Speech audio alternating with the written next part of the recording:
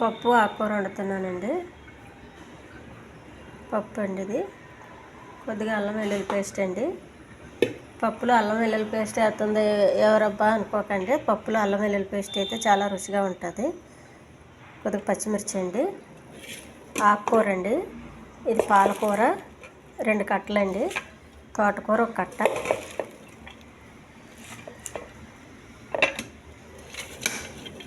ఇలా 2 కలిపి చేసుకుంటే వేరే టేస్ట్ వస్తుందండి. కొద్దిగా ఉప్పు అండి, ఎక్కువ కాకుండా.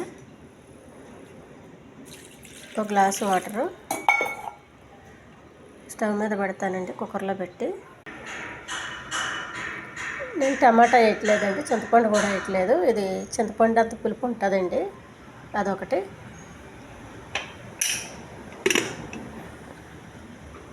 స్టవ్ వెలిగించి కుక్కర్ పెట్టానండి.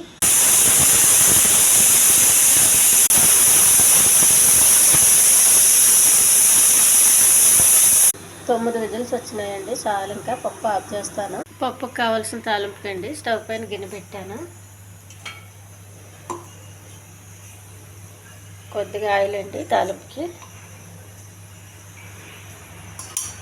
ఉల్లిపాయ అండి తాలింపుకి, మిర్చి, పప్పు, వెల్లుల్లిపాయ, జీలకర్ర,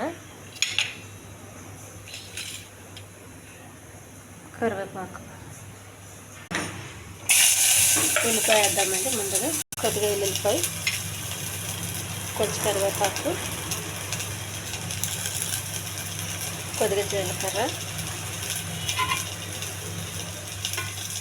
ఎండుమిర్చి, మినపప్పు. తాలింపు బాగా వేగిందండి, స్టవ్ ఆఫ్ చేస్తున్నాను. ఈ కలర్ వచ్చే వరకు వేసుకోవాలండి, అప్పుడే బాగుంటుంది.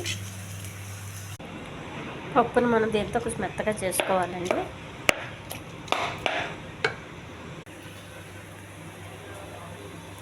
పప్పు మెత్తగా అయిందండి. ఈ ఛానల్ నచ్చితే సబ్స్క్రైబ్ చేయండి, షేర్ చేయండి, లైక్ చేయండి. చాలా హెల్తీ పప్పు అండి.